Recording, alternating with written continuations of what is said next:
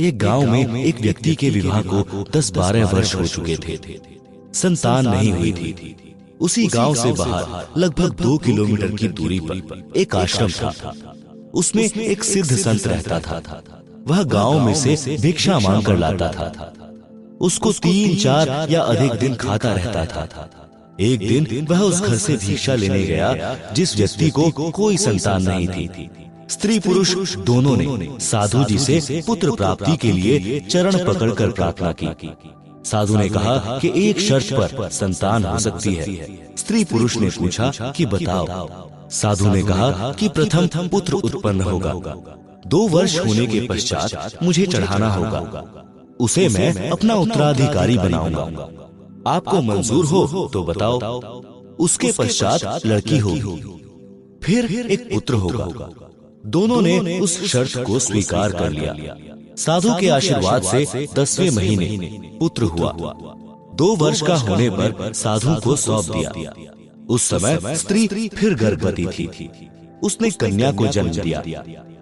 फिर एक पुत्र और हुआ, जिस कारण से साधु की महिमा और अधिक हो गई। उस आश्रम में युवा लड़कियों का प्रवेश निषेध था। जब वह लड़का 16 वर्ष का हुआ तो एक दिन गुरुजी को छाती में स्तन के पास फोड़ा हो गया, जिस कारण साधु जी दर्द के कारण व्याकुल रहने लगा। जड़ी बूटी बनाकर उस फोड़े पर लगाई। 4-5 दिन में वह फोड़ा फूटकर ठीक हुआ। तब साधु सामान्य हुआ। कुछ दिन के पश्चात साधु को बुखार हो गया। वृद्धावस्था व बुखार के कारण उत्पन्न कमजोरी की वजह से चलने फिरने में असमर्थ हो गया। साधु ने उस शिष्य को कभी गांव में भिक्षा लेने नहीं भेजा था। यह विचार करके कि कहीं जवान लड़का गांव में लड़कों के साथ बैठकर बुरी संगत में पड़कर कोई गलती न कर दे, कहीं विवाह करने की प्रेरणा न हो जाए। परंतु उस दिन विवश होकर साधु ने अपने शिष्य से कहा कि बेटा भिक्षा मांग कर ला और गांव में प्रथम गली में चौथे घर से जो मिले उसे लेकर आ जाना, आगे मत जाना। लड़का गुरुजी के आदेशानुसार उसी घर के द्वार पर गया और बोला, अलख निरंजन। उस घर से एक 14 वर्षीय लड़की भिक्षा डालने के लिए द्वार पर आई। तो साधु लड़का उस लड़की की छाती की ओर गौर से देख रहा था। लड़की ने देख लिया कि साधु की दृष्टि में दोष है। लड़की बोली कि ले बाबा भिक्षा। साधु बोला, हे माई की बेटी, तेरी छाती पर 2 फोड़े हुए हैं। आप आश्रम में आ जाना, तेरे फोड़े गुरुजी ठीक कर देंगे। हे माई की बेटी, आपको बहुत पीड़ा हो रही होगी।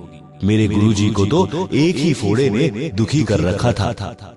यह बात लड़के साधु से सुनकर लड़की का अंदाजा और दृढ़ हो गया कि यह साधु नेक नहीं है। लड़की ऊंची ऊंची आवाज में बोलने लगी कि अपनी माँ बहन के फोड़े ठीक करा ले, बदतमीज, तेरे को जूती मारूंगी।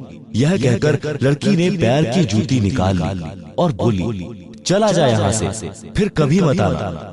शोर सुनकर लड़की की माता भी द्वार पर आई और पूछा कि बेटी क्या बात है। लड़की ने उस साधु की करतूत माता को बताई। माता ने पूछा कि बाबा जी कहाँ से आए हो। लड़के साधु ने बताया कि इस आश्रम से आया हूँ। मेरे गुरुजी बीमार हो गए हैं, चलने फिरने में असमर्थ है, इसलिए पहली बार मुझे भिक्षा लाने भेजा है। मैं उनका शिष्य हूँ। मैंने तो इस बहन से पूछा था कि तेरी छाती पर 2 फोड़े हैं, बहुत दुखी हो रही होगी। मेरे गुरुजी को तो एक ही फोड़ा हुआ था। दिन रात दर्द से व्याकुल रहते थे। वे औषधि जानते हैं। आप गुरुजी के पास जाकर फोड़े ठीक करा लो। वह साधु लड़का उसी स्त्री का बेटा था जो साधु को चढ़ा रखा था। वह लड़की उस साधु बाबा की छोटी बहन थी। माता ने बताया कि यह तेरा भाई है जो हमने साधु को चढ़ा रखा है। यह दुनियादारी की खराब बातों से बचा है, इसको कुछ भी पता नहीं है। जो दोष बेटी तुझे लगा वह इस तेरे भाई में नहीं है। यह तो पाक साफ आत्मा से बोल रहा था। तूने गांव के चंचल युवकों वाली शरारत के अनुसार विचार करके धमकाया। माई ने बताया कि साधु जी, मेरी बेटी की छाती पर फोड़े नहीं हैं, ये दूधी हैं, देख जैसे मेरी छाती पर है। इसका विवाह करेंगे, इसको संतान उत्पन्न होगी, तब इन दूधियों से इससे बच्चे दूध पिएंगे। साधु बच्चा बोला, हे माई, इसका विवाह कब होगा, कब इसको संतान होगी? माई ने बताया कि कभी 3-4 वर्ष के पश्चात विवाह करेंगे, फिर 2-3 वर्ष पश्चात संतान होगी। साधु लड़के ने आध्यात्मिक दृष्टिकोण से विचार किया कि परमात्मा को जन्म लेने वाले बच्चे की कितनी चिंता है। उसके जन्म से 7-8 वर्ष पूर्व ही दूध पीने की व्यवस्था कर रखी है। क्या वह हमारे खाने की व्यवस्था आश्रम में नहीं करेगा? हम तो गुरु शिष्य उस परमात्मा के भरोसे बैठे हैं। आज के बाद भिक्षा मांगना बंद। यह विचार कर रहा था कि माई ने पूछा, बाबा जी क्या चिंता कर रहे हो? साधु बोला कि माई चिंता समाप्त। यह कहकर भिक्षा सहित झोली यानी थैला गली में फेंक कर आश्रम खाली हाथ आया तो गुरुजी ने पूछा कि भिक्षा क्यों नहीं लाया? झोली किसी ने छीन ली क्या? लड़के ने बताया कि गुरुजी, जब परमात्मा बच्चे के जन्म लेने से 7-8 वर्ष पूर्व ही सर्व खाने की व्यवस्था करता है, तो क्या अपनी आश्रम में नहीं करेगा? अवश्य करेगा। इसलिए मैं झोली गली में फेंक आया। साधु समझ गया कि यह काम चोर रास्ते में झोली फेंक कर आ गया कि रोज भिक्षा लेने जाना पड़ेगा। साधु विवश था, कुछ नहीं बोला। सोचा कि कल मैं दुखी सुखी होकर जैसे तैसे स्वयं भिक्षा लाऊंगा। जब साधु बालक झोली तथा भिक्षा गली में फेंक कर आश्रम में चला गया तो परमात्मा ने नगर के कुछ व्यक्तियों में प्रेरणा की कि बड़े बाबा अस्वस्थ हैं। छोटे बाबा को किसी ने कुछ कह दिया, वह भिक्षा व झोली दोनों फेंक कर चला गया। साधु भूखा है, बच्चा भी भूखा रहेगा। यह विचार करके अच्छा भोजन तैयार किया।